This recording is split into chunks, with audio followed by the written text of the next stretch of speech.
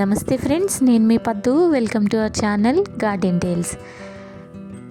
ఈరోజు అయితే మన టెర్రస్ గార్డెన్లో ఉన్న చామంతి మొక్కలన్నింటినీ కూడా తీసేయాలనుకుంటున్నానండి. ఎందుకంటే మొక్కలన్నీ కూడా పూర్తిగా కంప్లీట్గా పుయ్యడం అయితే అయిపోయిందనమాట. అంటే ఈ మొక్కలకి ఇంకా మొగ్గలు అనేవి లేవండి, మొత్తం అన్నీ కూడా కంప్లీట్గా పూసేసాయి.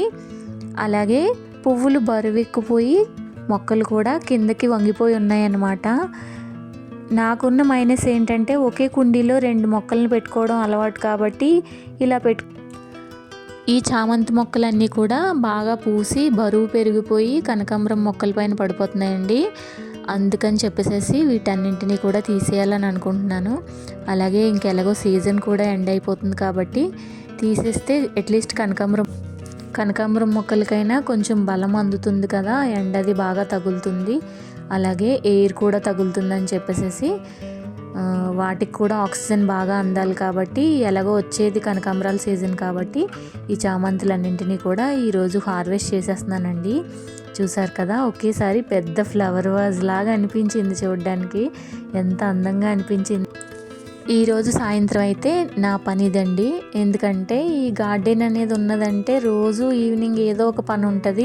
క్లీనింగ్ కానీ, పెస్టిసైడ్స్ ఇవ్వడం కానీ, అలాగే మనకి ఏమైనా పిచ్చి మొక్కలు ఉంటే తీసుకోవడం కానీ, అలాగే వాటరింగ్ చేసుకోవడం అయితే ఇంకా 2 పూట్ల ఉంటుంది. చూసారా, టెర్రస్ అంతా కూడా కొంచెం బోడిగా అయిపోయినట్టు అయిపోయింది. ఇదంతా క్లీన్ చేసుకోవాలి రేపు ఈవినింగ్.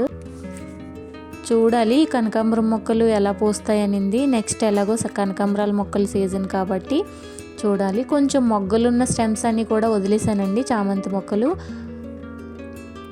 చూసారు కదా, ఇక్కడైతే నేను వాడిపోయిన పువ్వులను కూడా కలెక్ట్ చేస్తున్నాను.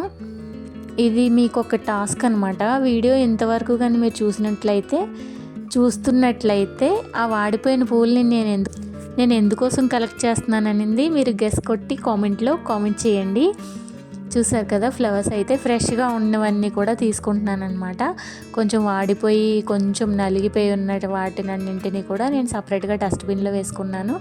అవి పాడేయడానికి అయితే కాదు, ఒక మంచి వీడియో అప్లోడ్ చేస్తాను దానిపైన కూడా.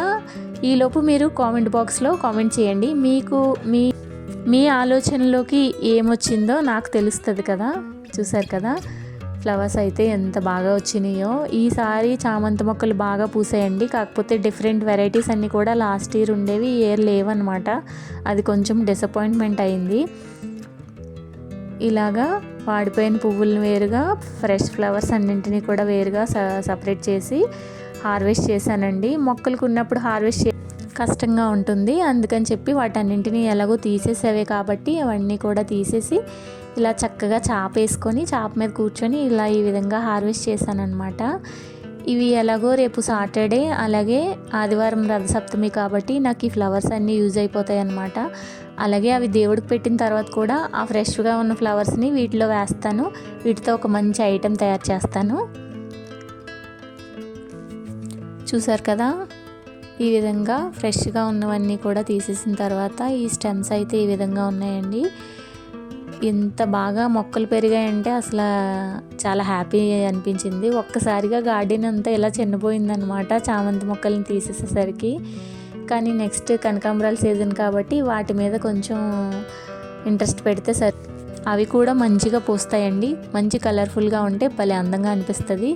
ఇవి చూసారా, ఈ కొమ్మల్ని కూడా నేను వేస్ట్గా పడేయనండి. మనకి పల్లెటూరులో అయితే మట్టి ఎక్కడ పడితే అక్కడ దొరుకుతుంది, కానీ కొంచెం టౌన్లో అలా ఉండే వాళ్ళకైతే మాత్రం మట్టి దొరకదనమాట.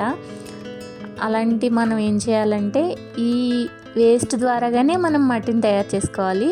అది ఎలాగో కూడా మీకు మంచి వీడియో చేసి పెడతానండి.